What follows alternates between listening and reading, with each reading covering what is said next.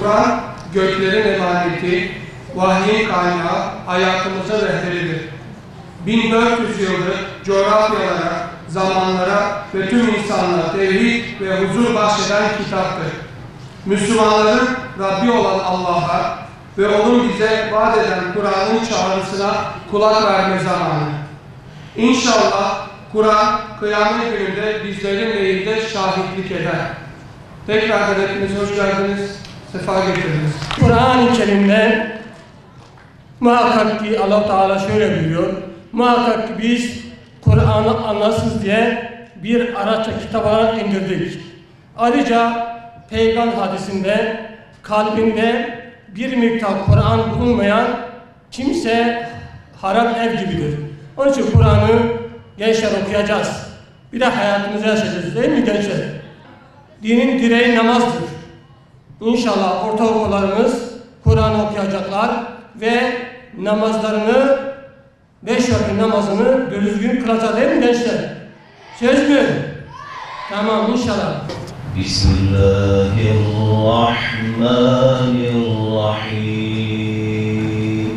İnne fî halqis semâvâti vel ardı ve ihtilâfil leyli ven nahâr ve ihtilâfil leyli ven nahâr lââyâtin li ulil albâb الذين يذكرون الله قياما. بسم الله الرحمن الرحيم. ألف لام ميم.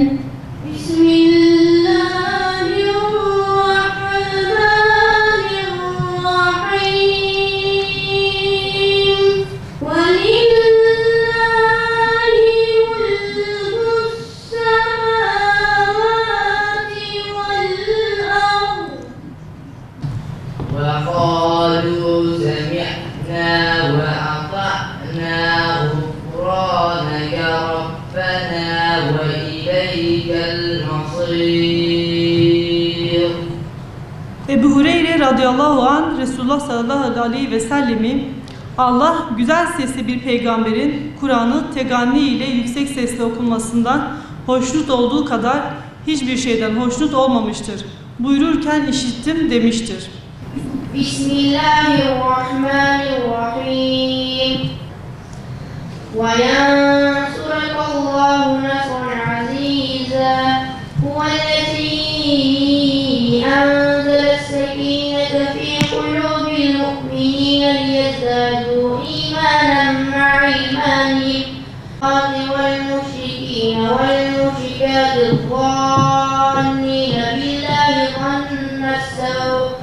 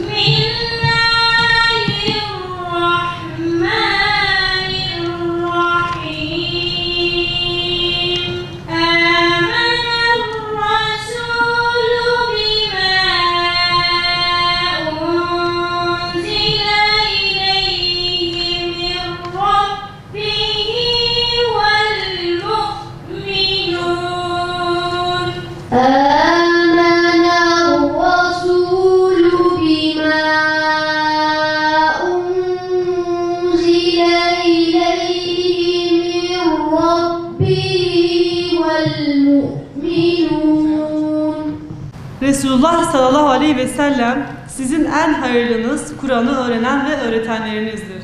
Şimdi de 9. yarışmacı öğrencim salona yeni geldiğinden dolayı onu alacağız. Bismillahirrahmanirrahim. Ya eyyühellezine amenu ista'inu bis-sabri ve's-salâh. Rahmetin rahmeten lil alemin. Ey Resul-i İnsuci ya Muhammed, sen başımızın tacı, derdimizin ilacı, sensiz hayat çok acı ya Muhammed. Ey Resul-i Serverim, kanalı yar gözlerim, gül kokunu özledim ya Muhammed. Ey Resul-i Serverim, kanalı yar gözlerim, gül kokunu özledim ya Muhammed. Allahu Allah, Allahu Allah, Allahu Allah, Allahu Allah. Kanat vururum, döner dururum, yanar kururum, pervaneyim. Yaşlı gözlerim tutmaz dizlerim, yolun izlerim, mestanemiyem. Allahu Allah, Allahu Allah, Allahu Allah, Allahu Allah.